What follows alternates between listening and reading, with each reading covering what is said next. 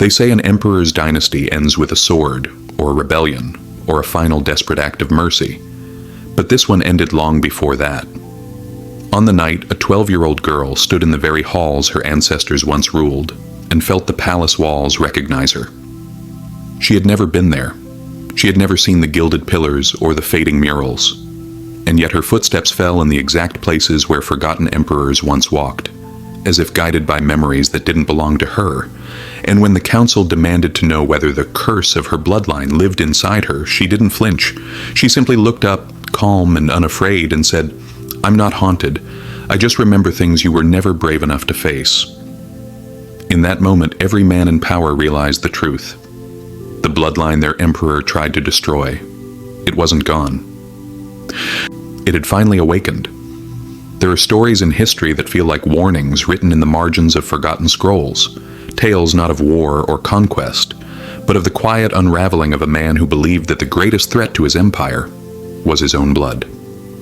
And deep within the vaults of the Eastern Dominion, among documents so obscure that even scholars hesitate to mention them, lies the unsettling legacy of Emperor Alistair IV, the ruler who dismantled his own lineage piece by piece, not from hatred, not from fear of rebellion, but from a far stranger conviction. A belief that his family carried a curse that would one day doom the empire he swore to protect. A belief so heavy, so absolute, that he chose to end his dynasty with his own hands, slowly, meticulously, deliberately.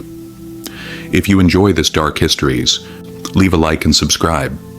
Comment below where you're watching from. I'm genuinely curious to know where this story reached. The empire he inherited had stood for nearly 6 centuries, its banners shimmering in sunlight, its armies disciplined and vast, its libraries overflowing with knowledge gathered from conquered lands. From the outside, it was a civilization untouched by decay. But inside its ivory halls, subtle cracks had begun to form long before Alistair was born, cracks concealed behind silk drapery, political smiles, and the illusion of unity. His father, Emperor Alistair III, had been a ruler admired for diplomacy, but haunted by superstition. His mother, Empress Adrienne, was known for her grace, but suffered from long periods of silence, as though she lived half inside the world and half outside it.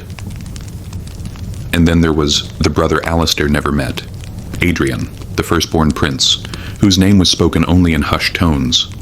Some said he died young, others said he vanished. A few whispered that he was hidden away because of something the court never dared describe openly. Whatever the truth was, by the time Alistair came of age, his family already felt like something ethereal, present and absent at once, like a memory fading before being fully understood. Alistair's childhood was quiet, his education rigorous. Tutors praised his intelligence, his self-control, his ability to remain composed even in moments of uncertainty. But beneath his calm exterior lived a constant feeling, an awareness that something was wrong long before he ever learned the details. His dreams were filled with corridors repeating endlessly, each door leading to another version of himself. He woke often in confusion, uneasy without knowing why. The empire saw him as the ideal future ruler, disciplined, attentive, wise beyond his years. But on the night he turned 18, everything shifted. The emperor summoned him to the private archives, a place Alistair had never been permitted to enter. There, beneath the weight of candle smoke, his father handed him a sealed journal. The leather was cracked, the ink faded, the scent ancient. "This," his father said quietly, "is the truth about our bloodline." When Alistair opened it later that night, alone in his chambers, he expected genealogies, alliances, medical concerns, anything logical. But what he found instead was a series of entries written in frantic handwriting spanning generations. Descriptions of strange dreams, sudden madness, unexplained disappearances. Notes about heirs who refused the throne. Letters from rulers who abdicated in secret due to visions they could not escape. Entire branches of the family tree missing without explanation. Mentions of a pattern, always appearing in the firstborn. And at the final page, a warning written not by a scholar but by his own father. Our bloodline is breaking. If it continues, so will the empire. The words unsettled Alistair, but he reasoned that fear breeds superstition. He dismissed it as a family legend until the first signs appeared in himself. At 21, he began experiencing the same dreams described by ancestors long dead. Infinite corridors, countless versions of himself, doors he could not open, mirrors reflecting faces that were not his own. And during these dreams, he felt watched, not by a god, not by a spirit, but by something that felt eerily familiar. Still, he hid these experiences from everyone. The Empire needed stability.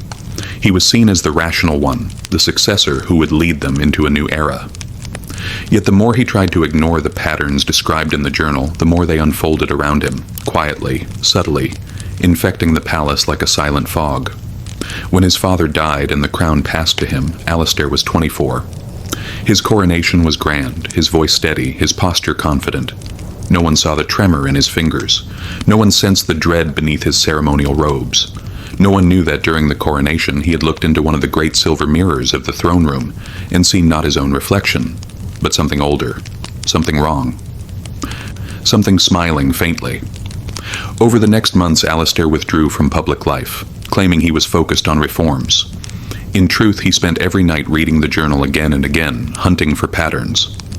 Every ancestor described the same 3 stages: awakening, distortion, and collapse. Some resigned before reaching the final stage, others vanished. A few, according to the oldest folklore, took their own lives to prevent the shadow of the firstborn from consuming everything they touched. Alistair didn't believe in curses, not fully, but he believed in patterns, and he saw the pattern approaching him slowly, like a storm creeping across the horizon. The first drastic change came with his decision not to marry. The council was horrified. The emperor must produce an heir. The dynasty must continue. But Alistair refused every proposal, every alliance, every noble family vying for position. To the public, he claimed he was dedicated to governing. Privately, he feared the idea of passing the supposed curse to another child, one who might suffer as he was beginning to. At first, the council insisted. They argued, debated, lectured. But when Alistair began showing signs of the same mental unraveling that had plagued rulers before him, moments of absence, staring into corners for too long, speaking in half-whispers as though continuing a conversation no one else could hear, they quietly stopped pressuring him. The Empire attributed his behavior to stress. Only the palace staff noticed the deeper oddities.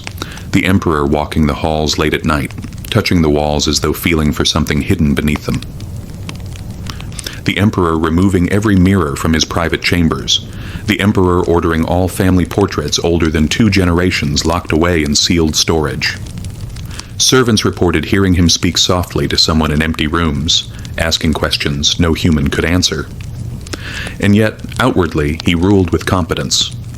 Reforms passed quickly, trade improved, peace treaties were upheld. The empire thrived even as its emperor quietly unraveled.